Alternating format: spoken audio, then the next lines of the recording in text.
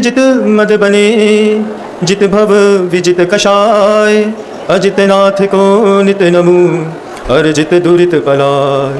को पल पल पल को पले वन में ऋतुपति आय, पुलकित मम जीवन लता मन में जिन पद पाय। अहिंसा परमो धर्म की, परम पूज्य आचार्य भगवंत गुरुदेव श्री विद्यासागर जी मुनि महाराज की, समस्त मुनि संघ की।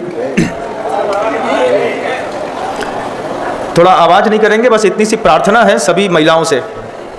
पूजा शांति से करेंगे तो मैं शांति से बोल पाऊंगा, नहीं तो मैं दोपहर में बोल लूंगा, ऐसा कर लेता हूँ जैसा आप लोग को पसंद हो, है ना। थोड़ा शांति से पूजा करेंगे, कल मंच बदल जाएगा तो फिर दिक्कत नहीं होगी। आप भी बोलिएगा, हम भी बोलते रहेंगे। घर के अंदर बड़ी माँ जो थी, उसने जिंदगी भर घर के सारे लोगों का लालन पालन किया। जब जो भी मेहमान घर के अंदर आता, वो समय से उसको भोजन बना के देती, अच्छे से बात करती, कपड़े धोती, सारी सुविधाएं प्रदान करती। करते करते करते माँ की ज़िंदगी का 40 साल निकल गया। 40 साल निकल गए परिवार की एकता को देख करके संभालते हुए। और 40 सालों से जब भी चाहे देवरानी के रिश्तेदार आते हों, चाहे देवर जी के, चाहे बड़े ताऊ के आते हों, चाहे कक्का के, चाहे ससुर के आते हों, चाहे इनके, कोई भी मित्र आता, कोई भी व्यक्ति आता, वो सिर्फ सबकी सेवा और भैयावृत्ति करती, सबके लिए अच्छा करती। 40 साल तक जिंदगी में उसने अच्छा ही अच्छा किया। अच्छा करने के बाद एक दिन साधु के पास जाकर के रोने लगी। रो करके कहती है कि मैंने बहुत अच्छा किया 40 साल तक सबके साथ, सबके परिवार में लोगों की सबके लिए अनुकूलता भी बनाई, लेकिन कभी मुझको अनुकूलताओं का यश नहीं मिला, कभी मुझे अच्छे का कभी कोई फल ही नहीं मिला। जब वो महिला 40 साल तक पूरे परिवार का सामंजस्य बना करके साथ में रहते हुए, सबकी भैयावृत्ति सेवा करते हुए सब कर चुकी, करने के बाद वो साधु के पास जाकर के कहती है कि अच्छे का फल मुझे महाराज आज तक नहीं मिला। घर के खुले हुए दरवाजों पर एक छोटी सी अलमारी है, उसमें 8-10 साड़ियाँ रखी होंगी। यूँ तो मैं घर की बड़ी बहू कहलाती हूँ, लेकिन देखा जाए तो कीमत नौकरानी से भी गई बीती है। जब बड़ी ने ऐसा महाराज के सामने बोला, और साफ साफ वो रोते रोते कह रही थी कि 40 साल हो गए महाराज सबका सब करते हुए। देवरानी आती है कमरे में चौके में दिन के 9:30 बजे, बेटी है 10 बजे उठती है, इनको सुबह 7:30 बजे नाश्ता चाहिए, 10 बजे खाना चाहिए, 12 बजे चाय चाहिए, 2 बजे फिर कुछ और चाहिए, 4 बजे फिर खाना चाहिए, रात को रबड़ी चाहिए, कपड़े धोना, खाना बनाना, परिवार की संपत्ति व्यवस्थित करना, सब किया। सब करने के बावजूद सिर्फ एक ही चीज़ मिली कि बड़ी मम्मी को तो कछु नहीं आए, बड़ी मम्मी बोदा है। और क्या मिला? दुनिया के सारे लोग घूमने गए, मैं लोगों के कारण घर तकती रही। जब भी घर के अंदर शादी हुई, हर वक्त मुझे घर संभालने के लिए लोग छोड़ करके चले गए, मैंने शांति से उस चीज़ को भी स्वीकार कर लिया। 40 साल निकल गए महाराज, लेकिन मेरी भी तो आत्मा है ना, मुझे भी तो दुख होता है इस बात का कि इतना सारा समय निकलने के बावजूद घर में कोई मेरी इज्जत नहीं करता। कभी बुखार आ जाए, 100-101 हो जाए, तो ये भी बताने का अधिकार नहीं है घर के अंदर कि 100 बुखार है। उस 100 बुखार में भी पानी में हाथ डाल के काम करना पड़ता है, बच्चों को संभालना पड़ता है, सब करना पड़ता है। जब ये बड़ी मम्मी ने मुनि महाराज से ऐसा कहा, मुनि महाराज उनके उस भावों को देख करके, उनकी उस आर्द्रता को देख करके थोड़े द्रवित तो हुए, लेकिन महाराज कर्म सिद्धांत को जानने वाले थे। उन्होंने उस महिला से कहा कि देखिए, आपको गुस्सा आता है? आता है ना महाराज? जैसे ही महिला ने कहा कि गुस्सा आता है, महाराज ने बस इतनी सी बात पूछी कि गुस्सा करते हो कि गुस्सा कराते भी हों? दो अलग अलग वस्तुएं हैं। किसी भी विपरीत परिस्थितियों में हम गुस्सा करते हैं, और या फिर हम कुछ ऐसे शब्दावलियों का प्रयोग करते हैं कि हमारे शब्दों को सुन करके किसी को बहुत तेज क्रोध आ जाए। महाराज उस महिला से पूछ रहे थे कि गुस्सा करते हो कि गुस्सा कराते भी हो? अपने अंतर्मन को भी टटोलिएगा।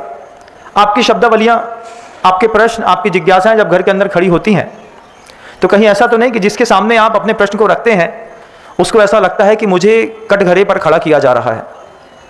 कहीं ऐसा तो नहीं किसी को ऐसा लगता हो कि शब्दों के माध्यम से, सवालों के माध्यम से निरंतर सुबह शाम दिन रात मेरे ऊपर AK-47 चलाई जा रही है।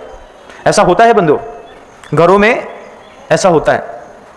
आप देखिएगा, वहां पर भी मुनि महाराज ने मात्र इतना सा ही बात पूछी कि गुस्सा करते हो कि गुस्सा कराते भी हो। महिला थोड़ा सोच में पड़ गई, कहती है महाराज अभी जब से मैंने जवाबदारी संभाली है मुझे पता नहीं कि मैंने कभी किसी को गुस्सा कराया हो, लेकिन गुस्सा आती तो है। लेकिन साधु कहते हैं ये जो तुमको यश नहीं मिल रहा है ना तुम्हारे घर के अंदर, ये जो घर के अंदर दिन रात कोल्हू के बैल के जैसे लगे होने के बावजूद 2 पैसे की इज्जत नहीं है, कोई पूछता नहीं है। तुम बुखार में भी आ जाओ तो कोई ये पूछने वाला नहीं है कि बुखार है लाओ खाना हम बना देते हैं। उसके पीछे के कुछ कार्मिक अकाउंट्स हैं आपकी लाइफ के। आपने ऐसा कुछ किया है, आपने अपनी कसायों का दुरुपयोग किया है बंधु। कसाय का दुरुपयोग कैसे किया है महाराज? फिर वही बात कहना चाहता हूं कि गुस्सा करते थे ठीक था, लेकिन आपने अपनी कसाय का वो प्रदर्शन किया है कि जिससे आपके शब्दों को सुन करके किसी को तीव्रतम क्रोध आता हो।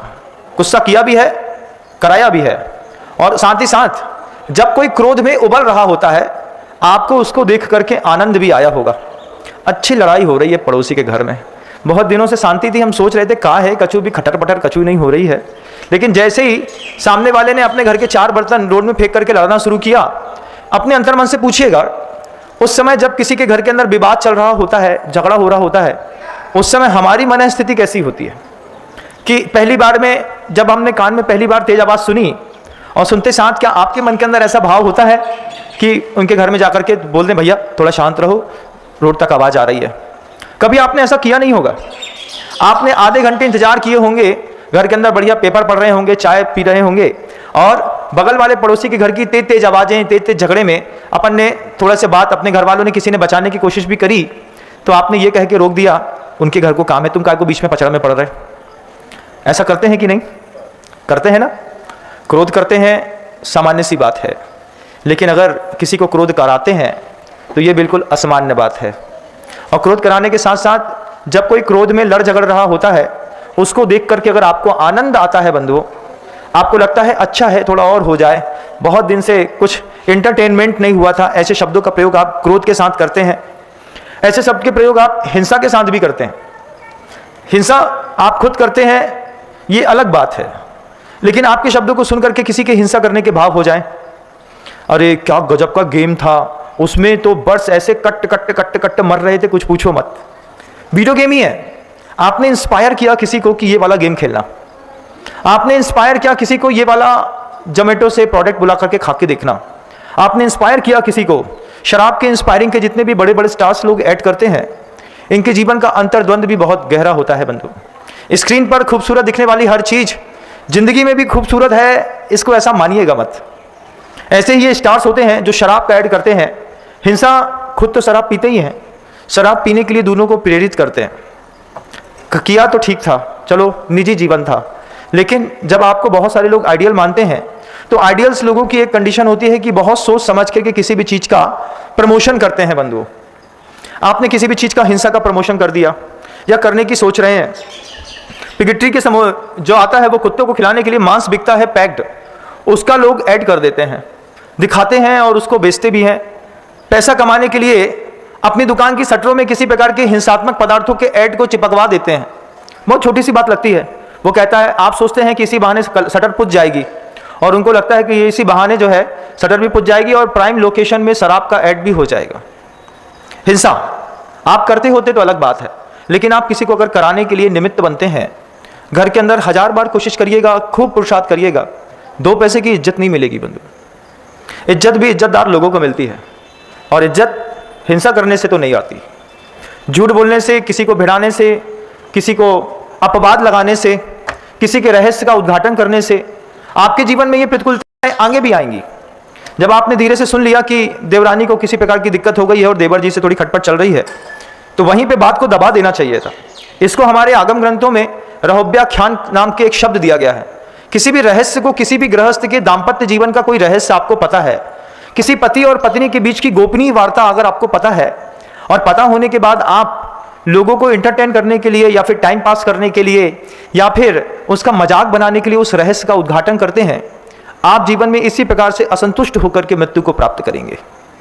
बात बिल्कुल सटीक है और मैं तो सिर्फ बोलने वाला हूं, गुरुओं ने तो ग्रंथों में लिख करके चले गए। लिखी हुई बात को बोलने में आपत्ति क्या है? आचार्यों ने कहा है, कदो वा कारिदो वा कीरंतो वा समणु मिलने दो तस्मिक्षा में दुक्कड़म। क्या है? 3 तरीके के अपराध कब हो जाते हैं पता नहीं चलता।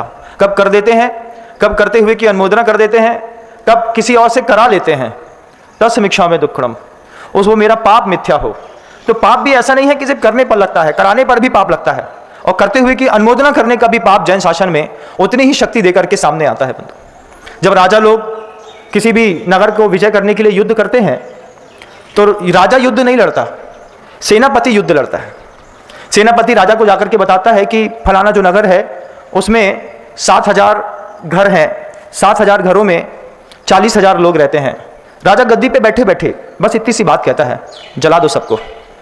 और सेनापति बेहिचक जाकर के 7,000 घरों में आग लगा देता है, 40,000 घर के लोगों को खराब कर देता है।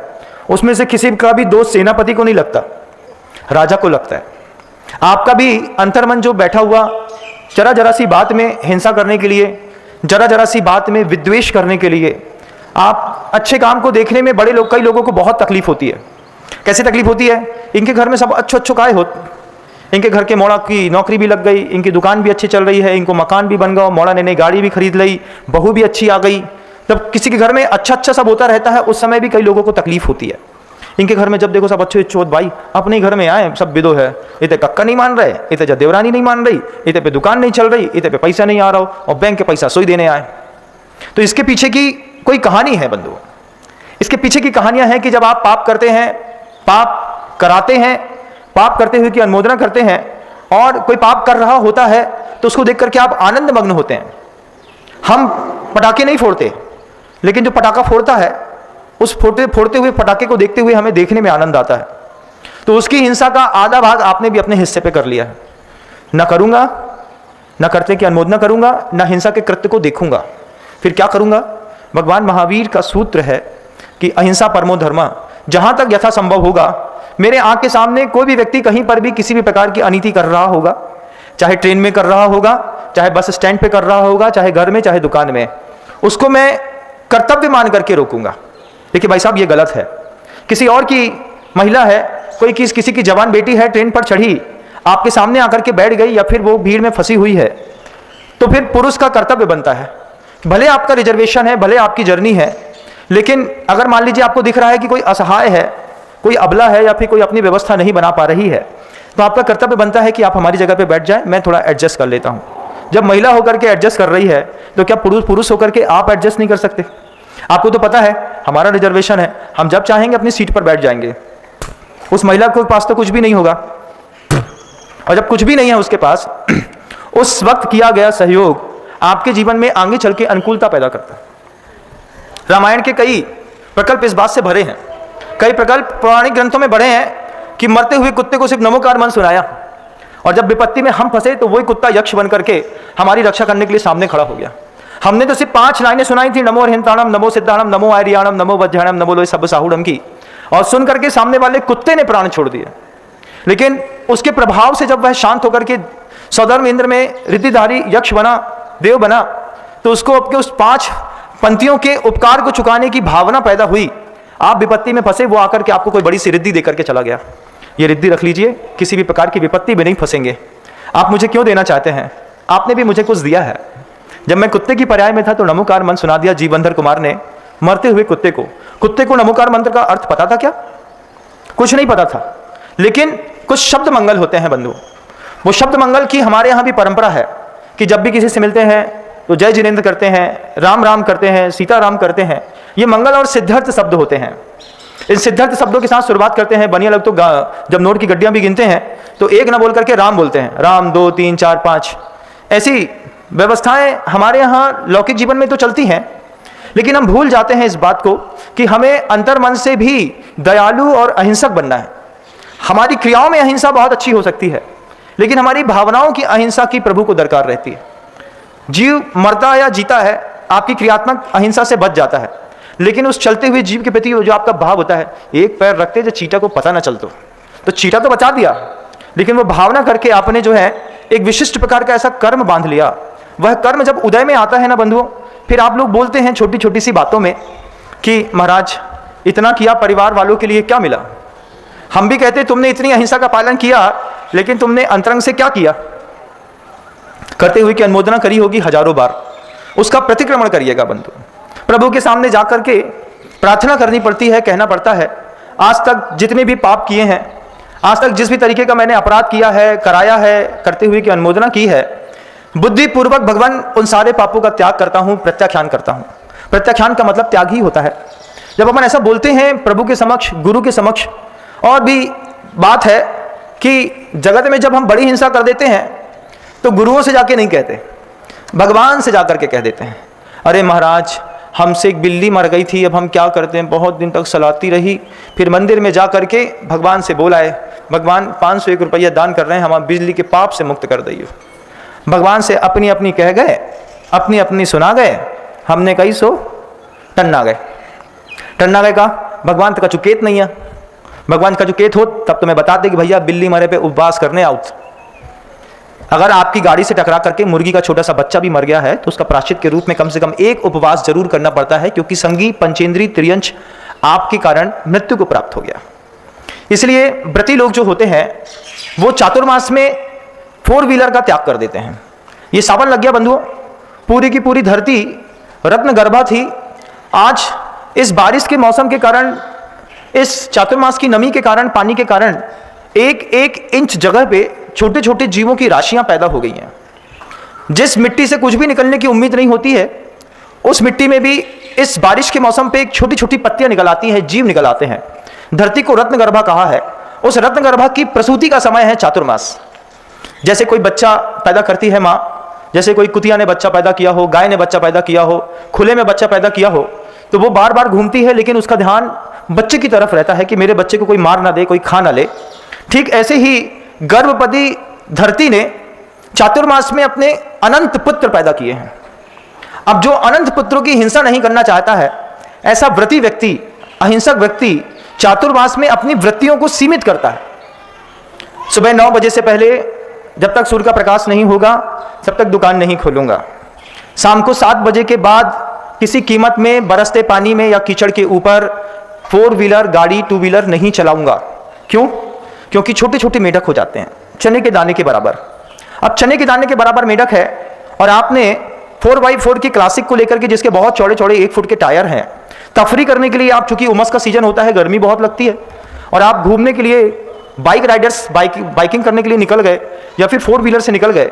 अब आपके 5 किलोमीटर के घूमने के चक्कर में कितने मेढक मर गए आपको क्या पता। इसलिए इस चातुर्मास में आपको यह देखना है कि किन किन चीजों का त्याग करके मैं 4 महीना जी सकता हूं। भोगने के लिए तो पूरी दुनिया है, लेकिन हर काल में भोग नहीं भोगे जाते बंधुओं। चातुर्मास में भोगों को सीमित किया जाता है। रात्रि का भोजन छोड़ देता हूं क्योंकि कीड़े बहुत हो जाते हैं। दिन के में भी अनछने पानी का किसी भी प्रकार का प्रयोग तो वैसे भी जैन श्रावक नहीं करता है, लेकिन बारिश के पानी का भी हम दुरुपयोग ना करें। मान लीजिए बहुत ज्यादा बारिश का पानी जब आपके घरों के सामने से बहता रहता है तो दुनिया भर के फितूर दिमाग में काम करते हैं। नाली साफ कर लेते हैं, कपड़ा साफ कर लेते हैं, ये घिस लेते हैं, यहाँ से पानी वहाँ फेंक देते हैं, डाइवर्ट कर देते हैं, बहुत ज़्यादा नहा लेते हैं। ये भी क्योंकि एक एक बूंद में 36,450 जीव हैं। अब उन 36,450 जीवों की हिंसा करने पर आपको 1 घंटे तक किसी पाइप के नीचे खड़े हो गए, ऊपर से बारिश का ठंडा पानी, बिल्कुल साफ सुथरा मीठा पानी आता रहा, खूब नहाया। नहाने पर ऐसा फीलिंग होती है, होता भी है कि बारिश के पानी से नहाने पर आदमी थोड़ा गोरा ज़्यादा हो जाता है, तो शरीर का कलर भी खिलने लगता है, पैर बिल्कुल साफ हो जाते हैं, एड़ियाँ फटी एड़ियाँ बिल्कुल अच्छी हो जाती हैं, तो लोग छप छप करते रहते हैं। लेकिन देखना है कि वो जो सुई होती है ना, कपड़ा सिलने वाली, उस कपड़ा सिलने वाली सुई की नोक पर जो पानी की बूंद टिकती है, दिखाई देती है, उस बूंद में 36,450 जीव होते हैं। जब ये विचारणा किसी अहिंसक शावक के हृदय में बैठती है तो फिर वो अनछने पानी का त्याग करके, वो भी बारिश के दिनों में तो कायदे से सावन और भादों के महीने में तो वाहन का त्याग ही कर देना चाहिए। और अगर मान लीजिए मजबूरियां रहती हैं तो दिन के उजाले में काम कर लें, और घनघोर मजबूरियां रहती हैं तो फिर पब्लिक वाहन का प्रयोग करिए। मान लीजिए ट्रेन चलती हैं आपके यहाँ, बस चलती हैं, फिर भी ठीक है, लेकिन प्राइवेट वाहन से जब आप घूमने जाते हैं और उससे जो हिंसा होती है, जब उसका कर्म उदय में आएगा बंधुओं, फिर आप खुद आकर के बोलेंगे महाराज क्या बताएं, बच्चे लोग घूमने जा रहे थे, एक्सीडेंट हो गया, एक भी नहीं बचा। हम कह रहे थे जब तुम घूमने जा रहे थे तब भी किसी जीव का एक्सीडेंट हो गया, वो मेढक, वो छिपकली, वो केंचुआ, वो सांप, बरसात में देखिएगा ना, दिन के उजाले पे आपको दिखाई देंगे, रोड पे खूब सारे मरे मिलते हैं। वो बेचारे अपना भोजन करने के लिए निकले थे, उनके बिलों में, उनके घरों में बाढ़ का पानी भर गया तो अपना घर छोड़ करके रोड पर निकले, लेकिन हमारी तफरी करने के चक्कर में कितने सांप मर गए, कितने मेढक मर गए। जब आपके जीवन में चला करके आप जब सांप मारते हैं, फिर आगे चल करके आपके घरों में संतानें पैदा नहीं होती हैं, इस बात को ध्यान रखिएगा। जिन महिलाओं को डॉक्टर्स कह देते हैं कि सब नॉर्मल है, नॉर्मल होने के बावजूद वो संतान का सुख प्राप्त नहीं कर पाते, उन्होंने चला करके इस या अगले पिछले भाव में कभी न कभी चला करके बड़े बड़े सर्पों की हिंसा करी है, उनको उनका प्रायश्चित करना पड़ता है।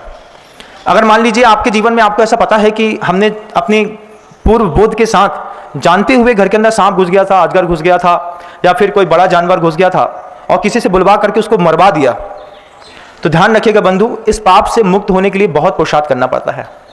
अगर मान लीजिए आपने चला करके अपने घर के अंदर सांप का छोटा सा बच्चा या बड़ा सांप भी मारा है, तो सबसे पहले एक उपवास करो, फिर एक शांति विधान करो, फिर उसके बाद उस संगी पंचेंद्रीय त्रियंच के चक्कर में देवशास्त्र गुरु के पास कुछ ऐसा दान करना पड़ता है। कल्याण ग्रंथों में तो 5 कल्याण, 7 कल्याण, 10 कल्याण, प्राचीन ग्रंथों में ऐसे शब्द आते हैं कि उस सांप के पाप से मुक्त होने के लिए 5 गाय का दान करो, 10 गाय का दान करो, या 12 गाय का दान करो, या फिर एक जिनबिंब की स्थापना करो। वो जिनबिंब की स्थापित करने से आप उस पाप कर्म से भी मुक्त होते हैं बंधु।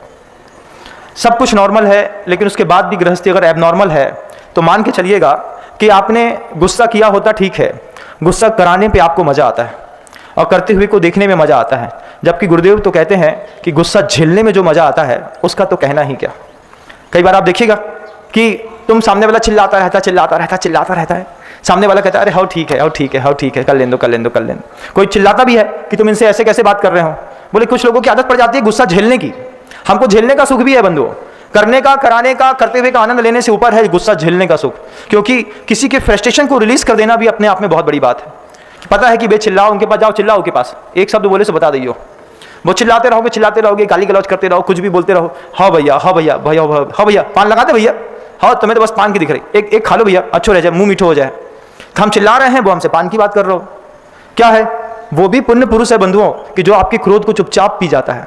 आपने कहा ऐसा नहीं, ऐसा कर लेना नहीं तो ठीक नहीं होगा, वो कहता पहली बार में स्वीकार है, पहली बार में मान जाता हमारी बात। देखिए वो हमारी बात पहली बार में माना था, हमने उनसे कही नहीं, वे कैसे नहीं, उनके बाप भी माने हमारी बात। ऐसी टंगड़ी फंसाई है, हम धीरे से भी कहें तो उन्हें तो हमारी बात मानने ही आए, चाहे कछु हो जाए। अपने आप को आदमी घमंड में ऊपर ले जाकर के खड़ा करता है। मैं उनसे कहूं वे हमारी बात माने, नहीं हो नहीं सकता, जरूर मानेगा। देख पहली बार में माने, पूरा विश्वास है, ऐसा दिल ठोक के कहता है, छाती में ताकत ही नहीं है लेकिन फिर भी छाती निकाल के बात करता है। क्या? और ये सोचता है कि जो बात मानते हैं वे मानने वाले लोग बहुत ज़्यादा कायर हैं। किसी की शालीनता को कायरता समझना आपका दृष्टि भ्रम हो सकता है बंधु, लेकिन कभी सोचिएगा घर के परिवार के वे सदस्य जो आपकी हर बात चुपचाप मान लेते हैं, अंदर कितना साहस होता होगा उनके कि क्रोध करना जानते हैं लेकिन क्रोध नहीं करते। आपके लिए अनुकूलता बनाने की हमेशा प्रयास करते हैं कि भैया तुम बिल्कुल शांत बैठो, जैसा है वैसे में मैं तुमको स्वीकार करता हूँ। लेकिन वो सामने वाला ढिंढोरा पीटता है, ऐसा कैसा, एक बार जाके बोल बस देना, मजाल है कल से भी ऐसा कर दें। उससे क्या होगा? लोगों के बीच में अहंकार की वातावरण बनाने से आप संसार से मुक्त नहीं हो जाएंगे, इस बात को ध्यान रखिएगा। इसलिए घर के अंदर का वह जो कठोरतम वातावरण गृहस्थी में धीरे धीरे बनता चला जा रहा है, उसमें आप अपने अंतर्मन से सोचिएगा कि अगर आपको घर के अंदर यश नहीं मिल रहा है, आपके घर के अंदर आपकी कोई भी पूछ परख नहीं हो रही है, 2 कौड़ी की इज्जत नहीं बची घर के अंदर, महाराज 40 साल से मेहनत करिया, इतना कमाया, पैसा बर्बाद किया, इलाज कराया, ये किया वो किया, अंत में एक ही चीज़ बोली जाती है, करो काहे तुमने हमारे लाने, दुनिया तो ताव बता रहे। उस वक्त समझिएगा कि पूर्व में ऐसे क्रोध, ऐसा मान, ऐसी कसाई, ऐसा गुस्सा हम करके आए हैं। आज उसकी आबादा काल खत्म हो गया। अब उस आबादा काल खत्म होने के बाद कर्म उदय में तो आएगा। षष्ठी में नियत है बंधुओं, आप पुण्य के फल को रोक सकते हैं लेकिन आप पाप के फल को किसी कीमत में नहीं रोक सकते। आप पुण्य का फल नहीं भोगना है चल जाएगा, लेकिन पाप का फल नहीं भोगना है, ऐसा तो अभी जैन शासन में व्यवस्था ही नहीं बनी। आपको पाप का फल तो भोगना ही पड़ेगा बंधुओं। तो अच्छा है अगर आपको ऐसा समझ में आता है कि हमारे परिवार की भी ऐसी परिस्थितियां हैं या हमारे साथ भी ऐसी परिस्थितियां हैं, तो मंदिर में या गुरुओं के पास जाकर के अपना आत्म प्रतिक्रमण करिएगा। कहिएगा गुरुओं से, भगवान पूर्व में ऐसा पाप किया है, या फिर अपनी चेतना को जागृत करके पूछिएगा अपने आप से, क्या मुझे मुनि महाराज जैसा कहते हैं वैसी चीज़ों को करने में सही में आनंद आता है क्या? सही में किसी के घर में झगड़ा होता है तो अपने मन के अंदर खुशी होती है? सही में क्या अपन ऐसे शब्द बोलते हैं कि सामने वाला अपने शब्द को सुन करके क्रोध में तमतमा जाता है? अगर आप ऐसा करते हैं तो जब इसका प्रतिफल आपके जीवन में घटित होगा, आज आप कितने भी सुंदर दिखते हैं बंधु, चेहरे में झुर्रियाँ पड़ने में ज़्यादा वक्त नहीं लगता, चेहरा काला होने में, मर जाने में, मिट जाने में बहुत कम वक्त लगता है। आचार्यों ने तो साफ साफ लिखा है, जल बुद्बुद सम जीवन है, जल के बुलबुले के जैसा है कि सूरज की रोशनी जब तालाब में पड़ रही होती है और उसमें झाग बन जाता है, बुलबुला बनता है, तो वो हीरे के जैसा चमकता है आदमी, उसके मिटने में आश्चर्य नहीं है, कितनी देर तक बना है उसके बने रहने में आश्चर्य है। आपकी भी जिंदगी, आपका भी पुण्य, आपका भी वैभव मिटने में आश्चर्य नहीं है बंधु, इतनी देर तक बना रह गया, इस बात से बड़ी प्रसन्नता मनाइए कि जिंदगी के 40 साल बिना दर्द के जी लिए, जिंदगी के 60 साल बिना दर्द के, बिना पीड़ा के, बिना अभाव के जी लिए सौभाग्य है। क्योंकि काल दुखमा है बंधु, दुखमा काल में सुख की कल्पना करना भी व्यर्थ है। अगर सुखमा होता, सुखमा दुखमा होता तो फिर भी मान लेते कि भैया थोड़ा सुख है थोड़ा दुख है, लेकिन काल दुखमा है, दुखमा काल में दुख ही मिलेगा। बस इतना है कि एक दुख से दूसरे दुख के बीच में जो अंतर होता है, उस अंतर के टाइम पीरियड को हम सुख समझ बैठते हैं। एक दुख से मुक्त हुए और दूसरा दुख सामने खड़ा है, अब जितनी देर में वो दूसरा नहीं आ रहा है, बस उतने काल के लिए हम अपने आप को सुखी समझते हैं। काल तो वास्तव में दुखमा है बंधु, और इसके बाद दुखमा काल नहीं आएगा, इसके बाद दुखमा दुखमा आएगा। दुखमा दुखमा काल क्या है कि दुख की परंपरा निरंतर चलती रहेगी, हम दुख भोगते रहेंगे, आदमी आदमी को मार के खाएगा, ऐसा जीवन आएगा बंधु। अभी भी आ गया है, चीन में जाकर के देखिएगा कि भ्रूण को अचार बना करके खा लेते हैं, सब्जी बना करके खा लेते हैं, उसके टेबलेट्स बना दिए जाते हैं, स्किन डेवलपमेंट के टीनिंग के बहुत सारे प्रोडक्ट्स जिंदा बच्चों के बना दिए जाते हैं बंधु। 7-7 माह के गर्भ की, 6-6 माह गर्भ की जीएनसी करा करके और उसको किसी भी प्रकार से प्रोडक्ट को बेचने जैसी भी लोगों ने अपनी मानसिकता बना ली है। आप यूट्यूब पे भी, आप गूगल में भी सर्च करेंगे तो आपको ऐसी चीज़ें दिख जाएंगी, फिर आपको लगेगा कि कितना कुशल है हमारा जीवन, कितना सौंदर्य है हमारे यहाँ कि लोग तो चला करके हिंसा हिंसा हिंसा कर रहे हैं। लेकिन हमारे गुरु बोलते हैं कि अपनी ऊर्जा की शक्ति के प्रवाह को एक बार नियंत्रित करने की स्वयं में कोशिश करिए। भगवान कोई बचाने धरती पे नहीं आएगा बंधु, नहीं है धरती पर कोई भगवान नहीं है। आप किसी भी मंदिर में जाइएगा, किसी भी मंदिर में कोई भगवान नहीं है, सारे भगवान यहाँ से उठ करके सिद्धालय में जाकर के बैठ गए हैं। यहाँ पर मूर्तियाँ हैं, मूर्तियों में मंत्र हैं, मंत्र की शक्तियाँ हैं, ताकत हैं। जब हमें भी इच्छा होती है हम उन मंत्र की शक्तियों का प्रयोग करके अपने जीवन को सुव्यवस्थित करते हैं। ये जो कहने में आता है ना कि भगवान ने हमको बचा लिया, भगवान बीतरागी हैं, निर्मोही हैं, जिनको अपने शरीर से मोह नहीं रहा, वो आपके शरीर को बचाने के लिए धरती पर क्यों आएंगे? क्या पड़ी है उनको? तुमने 5 रुपए का नारियल चढ़ा दिया, तुमको लगता है कि भगवान 5 रुपए के नारियल के चक्कर में, 2 बादाम में, 4 लौंग के चक्कर में नीचे आएंगे? गलत फहमी है, भगवान नीचे नहीं आएंगे। लेकिन भगवान की देशना को बोलने वाले संत, भगवान की उस बातों को पढ़ाने वाले ग्रंथ और वे जिनबिंब और जिनालय, ये हमारी मुक्ति के केंद्र हैं। यहीं से हमको शांति मिलती है, यहीं से मुक्ति मिलती है, यहीं से समाधान मिलते हैं बंधु। भगवान से समाधान नहीं मिलते, भगवान की वाणी से, ग्रंथों से और संतों से समाधान मिलते हैं। उन्हीं के बीच में अपने जीवन की धुरा को स्थापित करने की कोशिश करिएगा। आपका समय हो गया है, शब्दों को विराम दूं, उसके पहले आप सबको के प्रति ये भावना करता हूं कि अपने अंतर्मन में बैठ करके एक बार चिंतन करिए, क्या मेरी प्रवृत्ति ऐसी हो गई है कि मुझे गुस्सा कराने में आनंद आता है? ऐसी प्रवृत्ति हो गई है कि भिड़ती हुई वस्तुओं को देखने पे आनंद आता है? छोटे से बच्चे हैं आपके घरों के अंदर रहते हैं, आप उसको लालन पालन करते हैं, एक बार एंड्रॉइड में ऑल क्लियर करके सारे के सारे गेम्स के ऐप हटा देने चाहिए और फिर बच्चों को इस बात को सिखा देना चाहिए कि जिस गेम में थोड़ी भी हिंसा नहीं होती होगी, सिर्फ उन्हीं गेमों को खेलने की एंड्रॉइड पे परमिशन है। अगर आप इतना भी करेंगे तो आप एक अहिंसक समाज में एक अहिंसक मानसिकता पैदा करेंगे, ऐसा मैं मानता हूं। बहुत सारे आजकल गेम्स आ गए हैं जिसमें मगरमच्छ को पकड़ते हैं, दूसरे हाथ से चीर देते हैं, फिर फाड़ देते हैं, फिर रास्ता चलते शेर मारते हैं, भैंसा मारते हैं, और भी जानवरों को मारते हैं, सांप को मारते हैं, तीर से मारते हैं, गन से मारते हैं, उड़ते हुए कौवों को मारते हैं, पंछियों को मारते हैं। ये हिंसा के खेल खेलने वाले जितने भी ऐप्स आपके एंड्रॉइड पे दिखाए जाते हैं, वो यूं ही नहीं दिखाए जाते। उसके पहले उन बनाने वालों ने पूरा ऑब्जर्वेशन कर लिया होता है कि लोगों की रुचि किस में है। जब लोगों ने बनाने वाले गेम्स के बनाने वाले सॉफ्टवेयर इंजीनियर्स ने अपने डेटाबेस के माध्यम से ये पता चल गया है कि भारत के लोगों को अब हिंसा करने में अत्यधिक आनंद आता है, तो फिर वो आपके आनंद की पुष्टि करने के लिए उसी समय में उसी तरीके का ऐड आपको दिखाते हैं और फिर कहते हैं आप इंस्टॉल करके इस गेम को खेल सकते हैं, और आप उस गेम को खेलते हैं। लेकिन आपने अगर दया और करुणा के गेम भी खेले होते तो किसी के अंतर्मन में ये भाव भी पैदा होता कि गाय बचाने वाला भी कोई खेल बनाया जा सकता है। गाय ट्रेन के सामने निकल रही है, अब आप दौड़िए, दौड़ करके गाय की रस्सी पकड़िए, गाय को खींच करके उस ट्रेन के ट्रैक से बाहर लाइए। एक गाय बच गई 10,000 पाउंड, एक छोटा सा बिल्ली का बच्चा बचा लिया 500 पाउंड, एक छोटी सी चूहिया बचा ली 100 पाउंड। ऐसा भी बचाने वाला खेल भी हो सकता था, लेकिन मारने वाले खेल के प्रति हमारा इतना आकर्षण है कि जितने भी गेम्स बनाए जा रहे हैं सब मारने वाले बनाए जा रहे हैं। आप किसी भी जीव की हिंसा को रोकने वाला कोई एक गेम ऐप में बताइएगा बंधुओं, कि बताते महाराज ऐसा गेम है जिससे गौ माता का बचाव होता है, भैंस बच रही हैं, कबूतर बच रहे हैं, बिल्लियां बच रही हैं। ऐसा कोई भी गेम्स कोई भी ऐप में नहीं दिखेगा आपको। पूरा देखिएगा ना, हजारों गेम्स हैं, एक भी गेम्स ऐसा मिले जिससे अहिंसा को समर्थन मिलता हो। एक गेम बनाने की कोशिश करिएगा। अगर आप सॉफ्टवेयर इंजीनियर्स हैं और मेरी बात सुन रहे हैं, तो फिर गेम्स में, हिंसात्मक गेम्स के विरोध में एक अहिंसात्मक गेम्स की भी जैन समाज को नहीं पूरी दुनिया को आवश्यकता है। क्योंकि हिंसा, चाहे वो जैन हो चाहे वो कोई भी अन्य व्यक्ति धर्म का व्यक्ति हो, जब सबके हृदय में बढ़ती है, पड़ोसी के घर में अगर हिंसा का माहौल बनता है तो पड़ोसी के घर की लगी आग से आपका घर भी बच नहीं सकता। बंधुओं ध्यान रखिएगा, जो सामने अपने घर के अंदर कमरे बंद करके छुरा चलाते हैं, बेवक्त में वो आपके घर के अंदर आकर के इंसान के गले में भी छुरा चलाने की ताकत रखते हैं। तो कुछ ऐसी सृष्टि की हम रचना करें जो एक अहिंसक हो, सौंदर्य के साथ हो। मिट्टी खोल दी, मिट्टी में बीज डाल दिया, अब पानी डालो। बहुत सारे ऑप्शंस हैं। हमने पानी का ऑप्शन रख दिया, हमने पानी की बॉटल डाली, फिर अब उस पर हमने फॉस्फेट डाल दिया, उसमें यूरिया डाल दिया। अब ज़्यादा यूरिया डाल दिया तो पेड़ जल गया, तब उसे मात्रा में सक सक सक सक करिए। ऐसे कितने ऐसे गेम्स बनाए जा सकते हैं जिसमें सृष्टि में सिर्फ निर्माण की कला सिखाई जाती हो। लेकिन आप कितने भी गेम्स देखेंगे, सारे के सारे गेम्स में सिर्फ विध्वंस की कला और हिंसा की कला सिखाई जाती है। ये बनाने वालों का दोष नहीं है। हमारी जैसी रुचि हो रही है, हम जैसी चीज़ों को क्लिक कर रहे हैं, वैसे ही इंफॉर्मेशन टेक्नोलॉजी मेटावर्स बन गया है बंधुओं।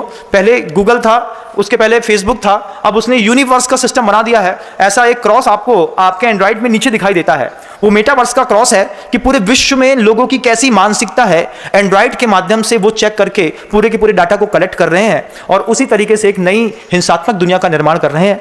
आपको ऐसा लगता है मेरी बात सही है? जो सॉफ्टवेयर इंजीनियर्स हैं वो मेरी बात को समझ रहे होंगे, उनको पता होगा कि महाराज जी बिल्कुल सही बात कह रहे हैं।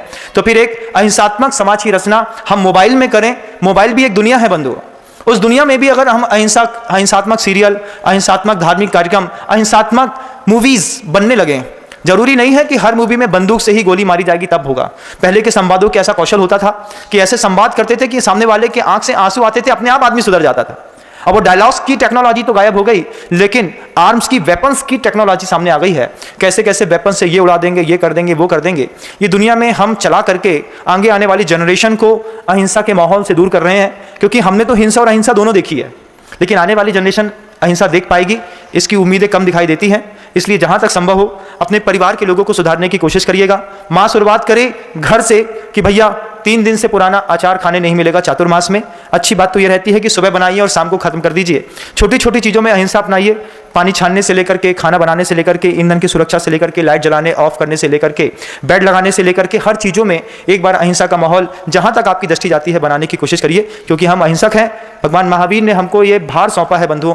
उन्होंने धरती छोड़ने से पहले हमसे उम्मीद की है कि मेरे मोक्ष जाने के बाद जो मेरे कुल में जन्म लेगा वो मेरा झंडा ऊंचा उठाएगा। सिर्फ गाना गाने से या फिर प्रभात फेरी लगा लेने से या महावीर जयंती में जयकारा गुरुदेव का करने से आप अहिंसक नहीं हो जाएंगे, देश अहिंसक नहीं हो जाएगा। उसके लिए एक पुरुषार्थमय जीवन की आवश्यकता है। वो पुरुषार्थ आप अपने अंतर्मन से शुरू करके अपने कमरे में लाएं, कमरे से अपने परिवार में, परिवार से मोहल्ले में, मोहल्ले से नगर में और नगर से पूरे देश में लाने की कोशिश करें, तो हमारा सोना और जीना सार्थक है। शब्दों को विराम देता हूँ, कल पुनः प्रयास करूंगा चेतना में एक नई घंटी बजाने का। रोज प्रयास करता हूँ बंधु, रोज अच्छी बात बोलता हूँ। पूज्य मुनिश्री समय सागर जी महाराज की वो बात हमेशा याद आती है। महाराज जी कहते थे कि बार बार अपन प्रवचन देते हैं, उसके बाद भी श्रावक नहीं सुधरता, उसके बाद भी बोलते हैं। महाराज जी से पूछा क्यों बोलते हैं? बोले इसी का नाम तो दया होती है, इसी का नाम तो अनुकंपा होती है कि पता है कि तुम नहीं सुधर रहे, उसके बाद भी हम तुम्हें समझाने की कोशिश कर रहे हैं। ये भी एक अनुकंपा होती है, साधुओं का गुण होता है, अपने हृदय में भी पैदा करिएगा। अगर दुनिया सुधारनी है, ढंग से सुना जाए तो 5 मिनट के उद्बोधन में भी दुनिया सुधारी जा सकती है। लेकिन फिर भी 1 घंटा बोलने का प्रयास करता हूँ, कल फिर प्रयास करूंगा। शब्द को विराम देता हूँ। गुरुदेव श्री विद्यासागर जी। जा वाणी के बयान ज्ञान से सूझे लोकालोक, सो वाणी मस्तक नमु सदा देत हूँ धोक।